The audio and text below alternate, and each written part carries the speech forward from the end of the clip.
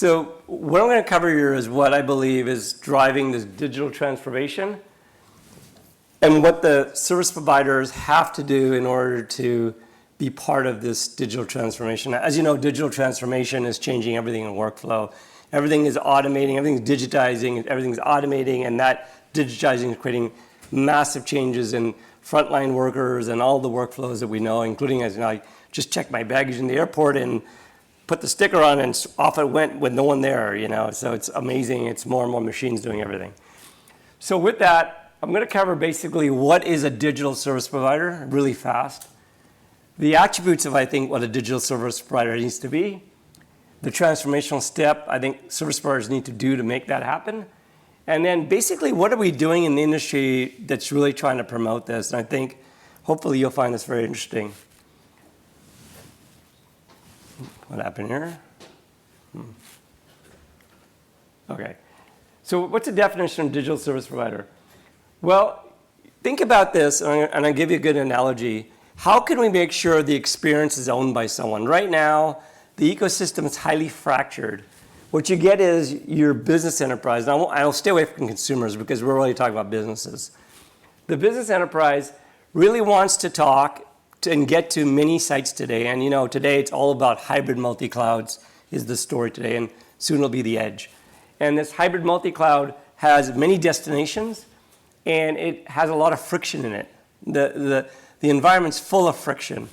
And so there's really no one owning this experience.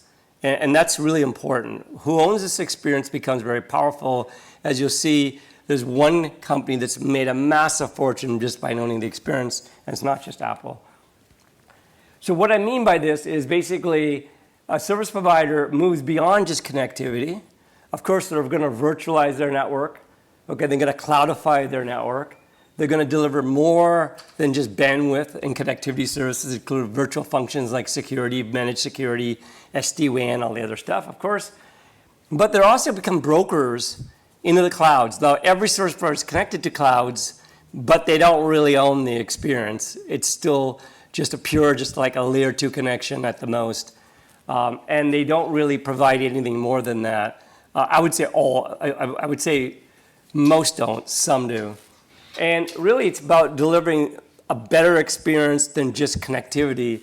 And some things like video analytics, IoT analytics, and all the other stuff, including AI neural networks, and you'll see in the next slide of the edge and what that will do. And then multi-access edge compute is going to drive all kinds of new use cases, new kind of digital services, and that's all got to be part of this. So what's the point of all of this is that basically it has to be one experience, one bill, and one interface. Now, think about this. I put the Amazon, this is not AWS, but the Amazon consumer side.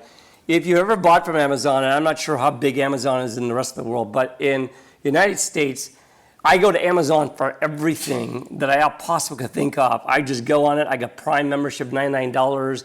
I get exactly almost everything possible I'm looking for is there. 80% hit list. I can get it, click on it, ships to me within days, guaranteed. I have no problems with the product, ship it back, no cost. Problems with the product, call the customers, they handle them. I deal with no one, and yet they don't make really much. All they are the middleman between the buyer and the seller. And that's exactly what I'm describing. There is a buyer and seller to this, and it so happens the service provider is the intermediary between the buyer and seller, if you think about this.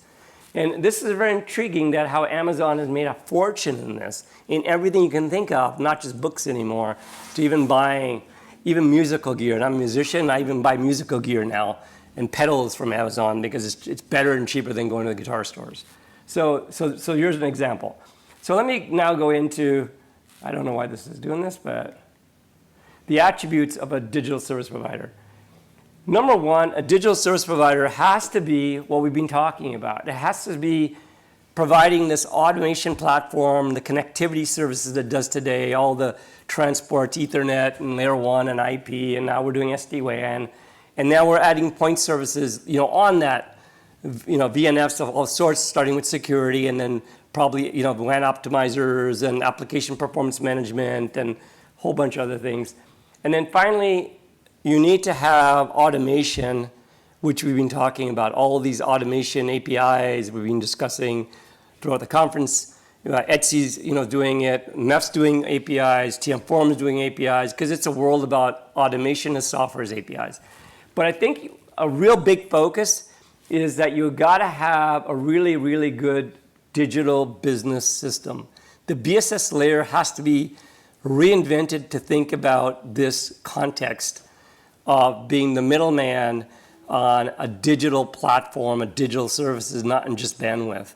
And that's a complex problem. And what Amazon has mastered is this part of the stack. The second thing I want to talk about is who owns the end-to-end experience? Again, in the Amazon analogy, Amazon owns the end-to-end experience. They own not only what the consumer's getting, but the supply chain too. They vet the supply chain, they pick their partners, they make sure the partners are decent. For a while they had quality issues, but they've gotten much better. And they own and the most important thing I like to say is they own, this pointer doesn't work, at least it does. They own the end-to-end experience. And I think that's an opportunity. And when I talk to the cloud guys coming from Azure myself, they are also struggling with that they have a large, massive amount of enterprises and they need channels to manage this experience because they can't manage the end-to-end experience by themselves. And I've talked to other cloud providers and it's the same story. They in fact, Azure announced their MSP program, they managed service provider program to help them in this area. And I think it's a huge opportunity for service providers worldwide to really get engaged in this. Again, you have to be automated. You have to be modernized in this network transformation journey. And you have to have a very modern business system. So now comes the next part, I think, of what an attribute of a digital service provider is the edge. And I think the edge is a very, very important aspect. You'll see here that these cloud guys, these cloud guys want to put their bits at the edges for obviously latency issues. We know is the big issue. Neural networks have to have, and all the workflows now are emerging, have to have very, very low latencies into inference and put that inference into a workflow chain of events. And so the edge is all about latency. And to do that, you need to have both GPU for neural networks and inference and CPUs for all kinds of workflow, of compute workflow. And I think a digital service provider has one asset that many of the hyperscale cloud guys don't have is where have lots of locations really, really close to the customer, including building closets, POPs, COs, data centers in really great locations all over the world. So now we're talking about a platform that has not only virtualized functions for optimizing physical or virtual, but now has compute functions. So to deliver cloud bits on there, to deliver a developer platform that can be owned by, that can be owned by the service provider to enable more innovation on their platform, to enable and select their partners they want to put onto this platform. And as you can see, anybody accessing this edge platform has to go through a backbone of some sort. These guys they will not let, these cloud providers or partners come and put their optical networks and transports in there. They're going to say, use my backbone. Use my invested backbone that I've automated.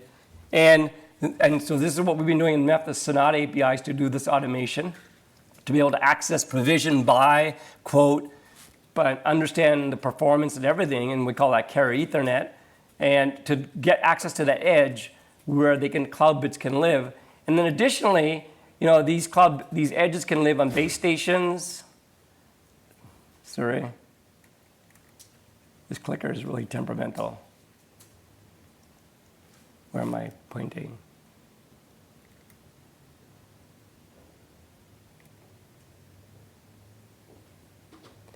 These base station, these multi-access edge platforms obviously can sit in POPs, data centers, even in basement, in closets, of places where the service provider owns closets and puts their gear in.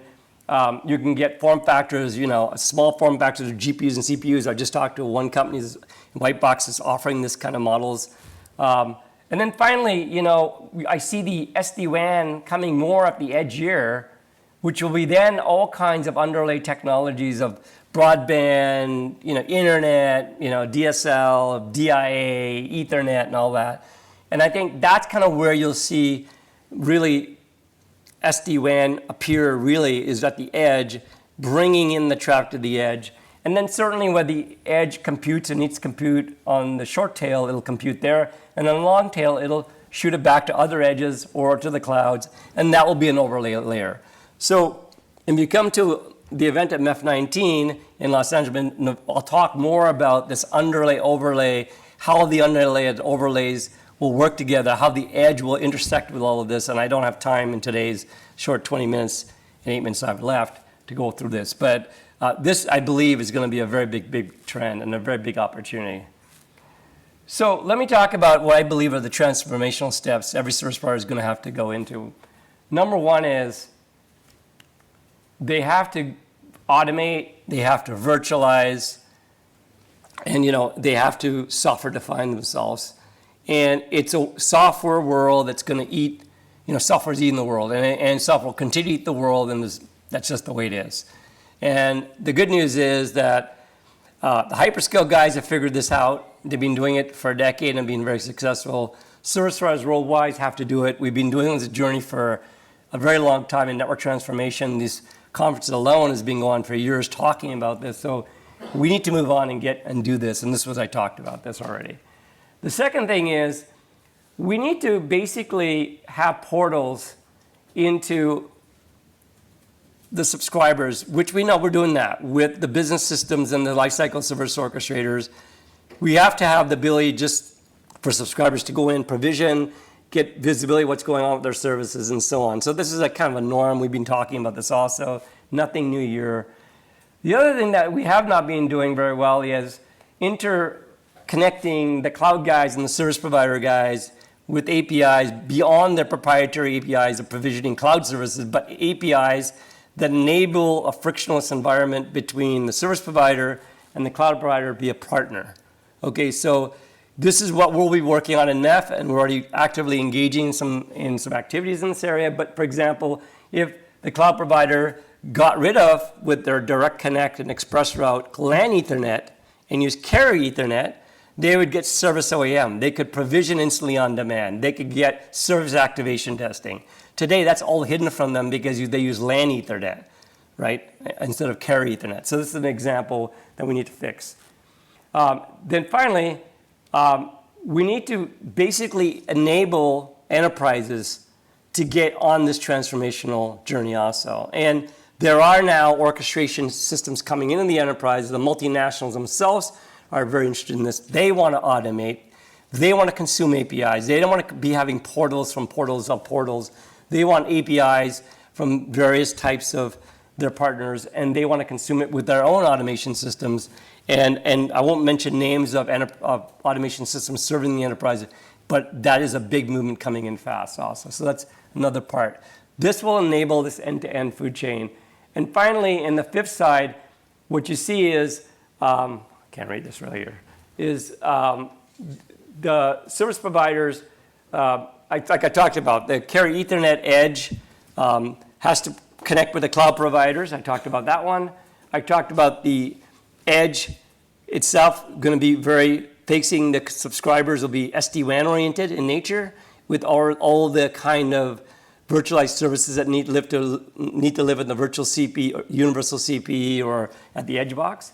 And then finally, evolving from there, enabling this developer platform for newer kinds of application that can sit on the edge. And will that platform and these new applications, as we know, are going to be these kinds of AI, ML, AR, VR, industrial IoT, you name all this stuff, that's all these applications emerging.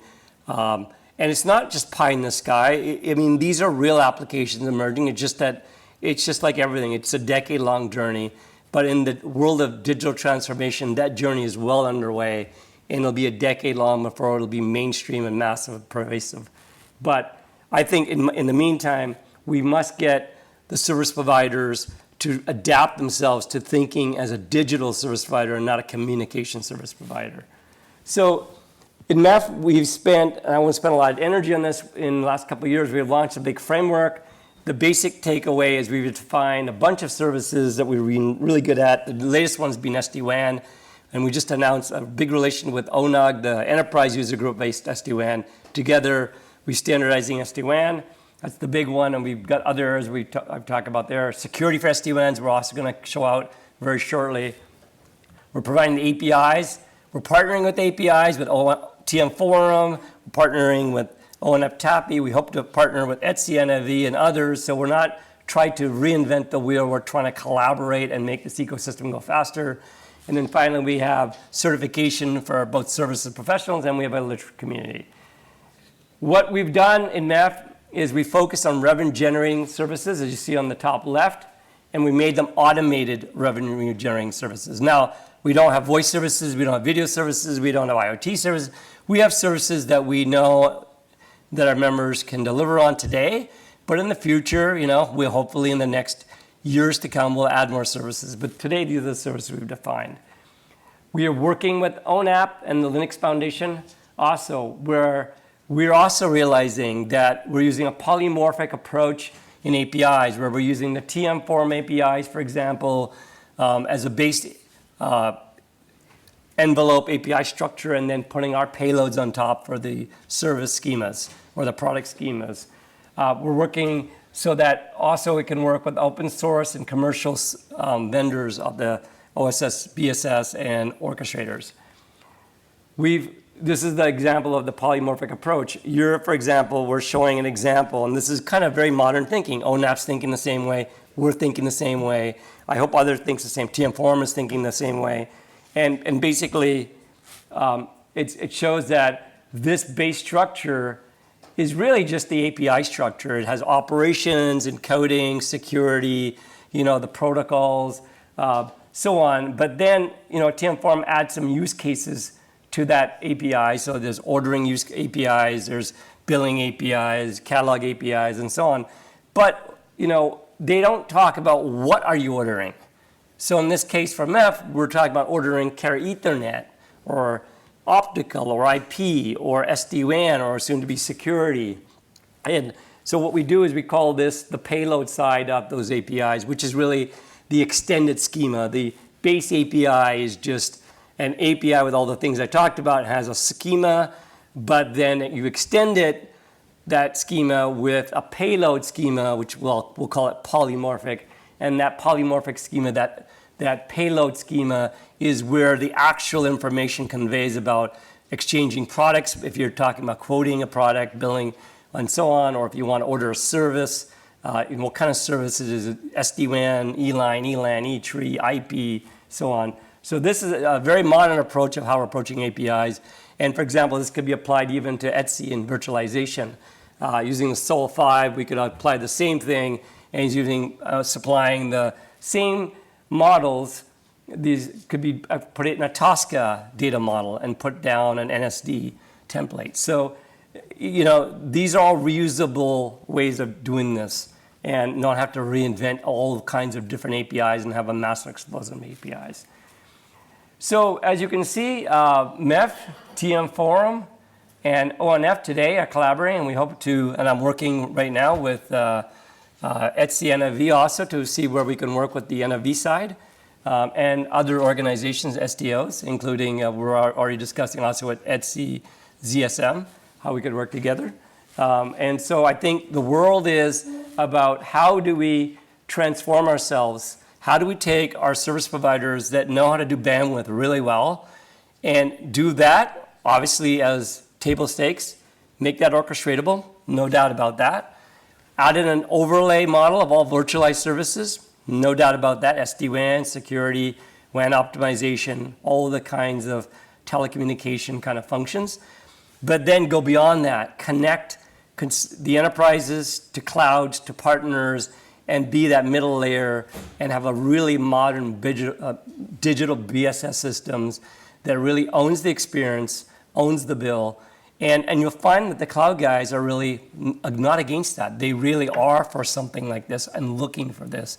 So I hope this was helpful, and I hope you come to MEF 19, our event in November. There'll be lots and lots of sessions and keynotes, including I will talk a lot about intent-based networking, how the edge fits further into this, and that's my talk. Thank you. Oh, questions? Yeah. Pascal, more a comment than a question. You touched on a number of changes that CSPs need to do to become DSPs. Some of them are quite daunting tasks. They're daunting. Yeah, and I'm thinking about the comment you made about automating OSS and BSS.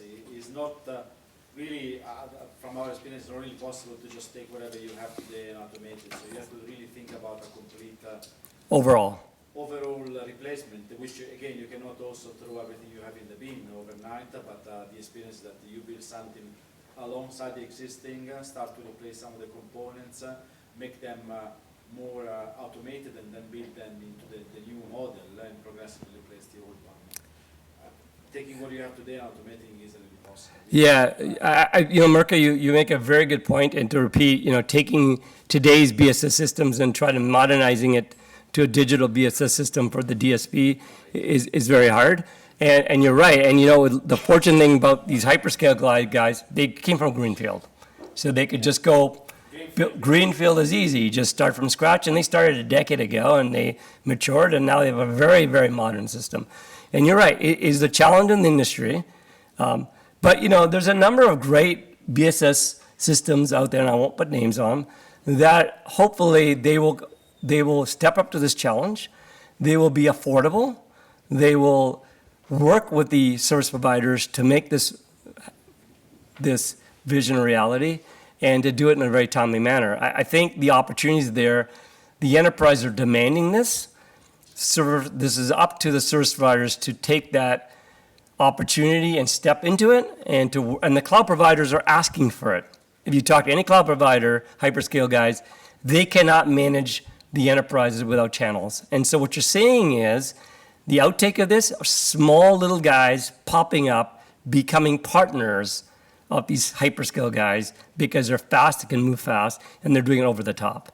But in reality, the service providers are the right guys to do this.